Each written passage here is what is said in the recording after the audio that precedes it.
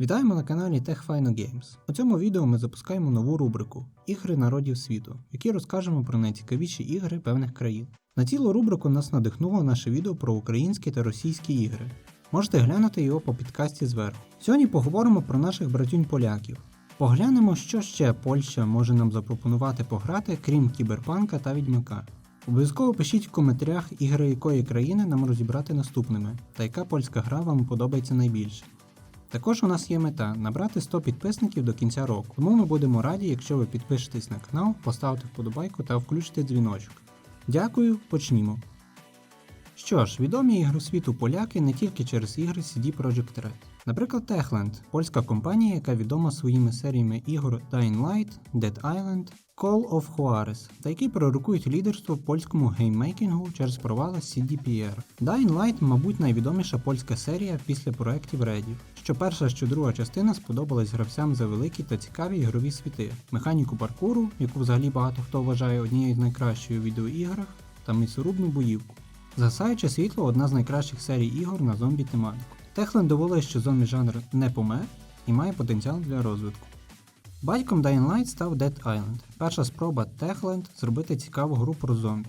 Ми зрозуміли, в поляків фетіш на зомбаків. І спроба виявилася вдалою, хоч і не без проблем. Dead Island пропонує вам вижити на острові Баной, наповненому ордами живих мерців. Це рольова гра, в якій потрібно виконувати сюжетні та побічні завдання та, звичайно, битися, а для цього тут присутня різноманітна зброя – тупа, різальна, метальна, вогнепальна, яку можна покращити та модифікувати під свій смак.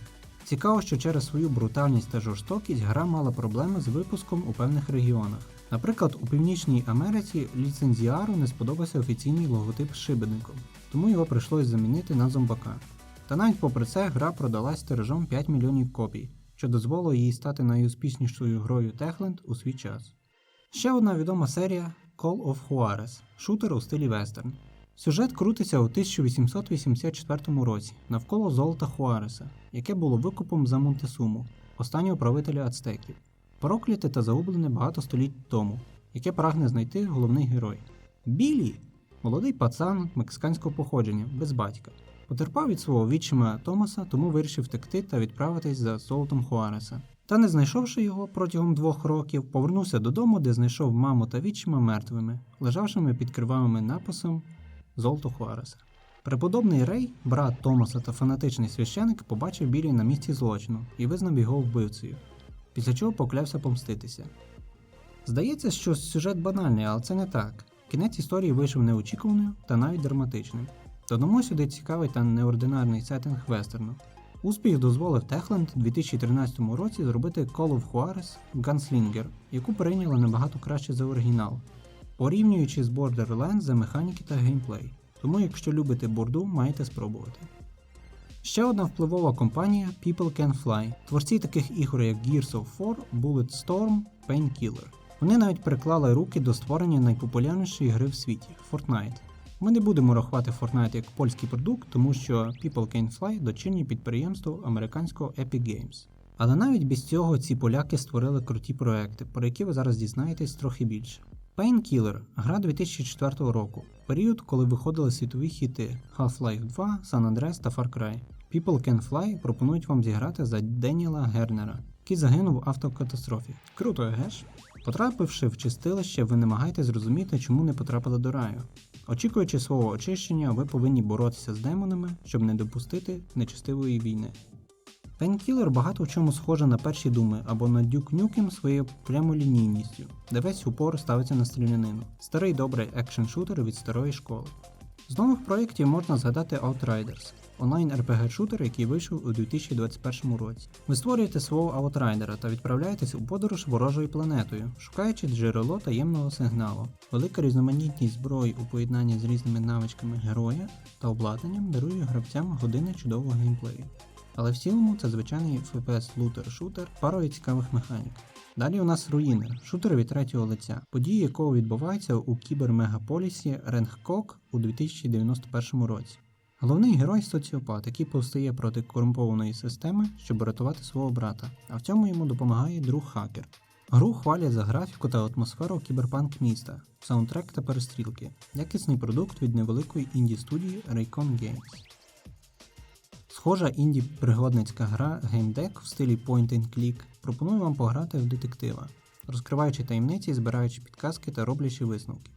Події відбуваються в 2199 році у Варшаві. Окей, ми зрозуміли, ви маєте ще й фетиш на кіберпанк. Найголовніші механіки гри – діалоги та дедукція, які формують хід вашої гри. Залежно від ваших виборів, ви отримаєте певну кінцівку. Також присутні очки навиків, які можна прокачувати вашого геймдека, що дасть певні бонуси та можливості. Я впевнений, що ви чули про Superhot – інді-проект, який на виході був надзвичайно популярним.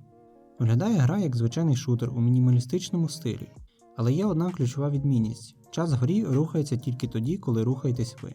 І це дає вам можливість оцінити ситуацію і знайти з неї вихід. Також присутній VR-режим, який дасть вам змогу стати Нео з Матриці.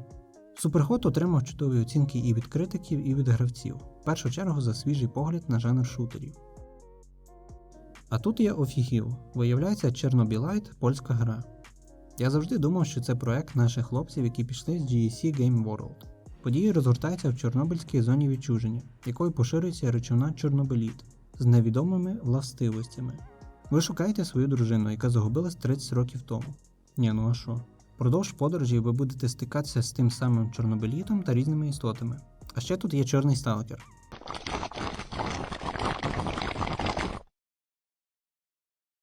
Появился, значит, в зоне черный сталкер. До речі, ігрову карту зробили шляхом 3D-сканування справжньої чорнобильської зони. Саме тому в грі така пророблена графіка та довкілля. Загалом, вийшов непоганий симулятор виживання в Україні від іноземців. Можемо подякувати полякам за таку можливість. Нещодавно одна польська студія 11-Bit Studios з'явилася у новинних заголовках, тому що їхня гра This War of Mine, симулятор виживання під час воєнного стану, обійшла до шкільної програми в Польщі, вперше за історію польської освіти. Відеоігри – один із ключових елементів сучасної культури, і хоча кілька десятиліть тому це здавалося малоймовірним, сьогодні, завдяки феноменальному розвитку технологій та поетиці ігор, вони можуть мати реальний вплив на повсякденне життя. Говориться в ініціативі ігри в навчанні. Також Міносвіти Польщі планує й надалі додавати відеоігри в шкільну програму, що звичайно ж радує. Дії гри відбуваються в вигаданому місті Погорень, але можна здогадатися, що гра була натхнена облогою Сараєва в 92-95 роках сербами та так званими бравими російськими добровольцями. Стоп, а де ж НАТО бомбила Югославію? Зараз гра більше асоціюється з українськими містами, які потерпають від бомбардувань болотних тварів кожен день. Не знаємо, чи доречно буде рекомендувати пограти в неї сьогодні, але в грі є українська локалізація. І 11-Bit Studios після повномасштабного вторгнення пожертвувала Україні 520 тисяч фунтів стерлінгів. Думаю, що мінімум за це варто віддячити та купити This War of Mine в Steam.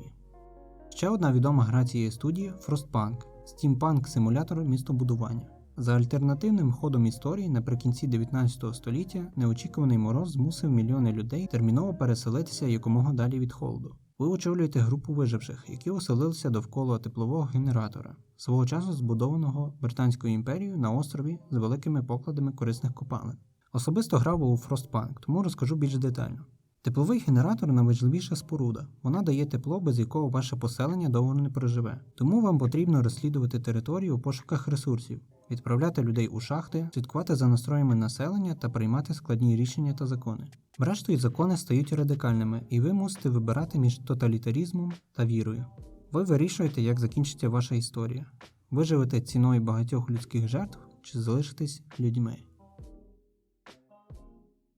Нарешті ми добралися до найсмачніших польських проєктів. З кого ж почати? Найбільш неоднозначна та забагованіша гра 2020 року – Cyberpunk 2077. З чого ж почати? Це чудова гра, як сюжетно, як графічно, як геймплейно. Вже рідний для поляків Cyberpunk сеттінг Project Red вміло використали та створили гру не гіршу за свого легендарного попередника, про якого поговоримо згодом.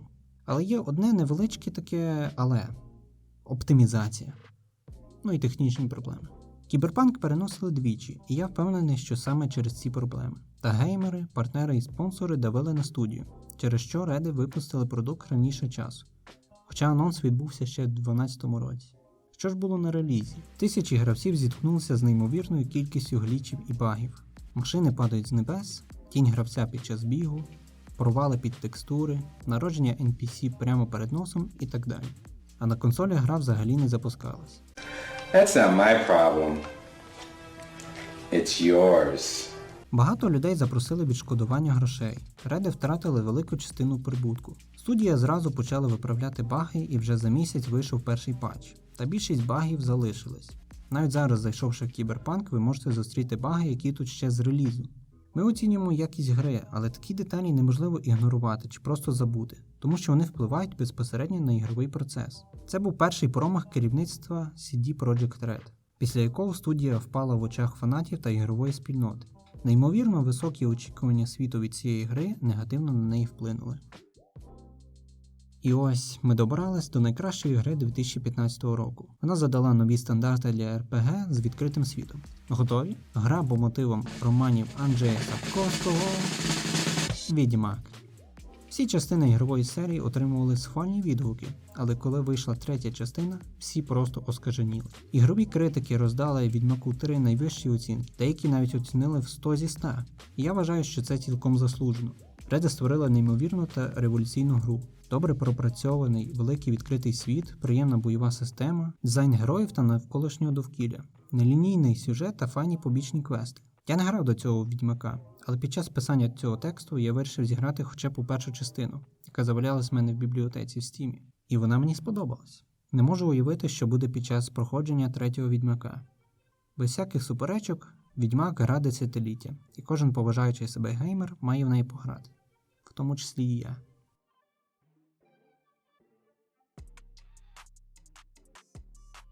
Як бачимо, польський геймдев не знаходиться в стагнації, а постійно прогресує та завжди вносить в світовий геймінг щось нове та цікаве. Бажаємо їм не зупинятися і далі радувати нас цікавими проектами. Ви були на каналі Tech Final Games, не забудьте підтримати канал, ще почуємося.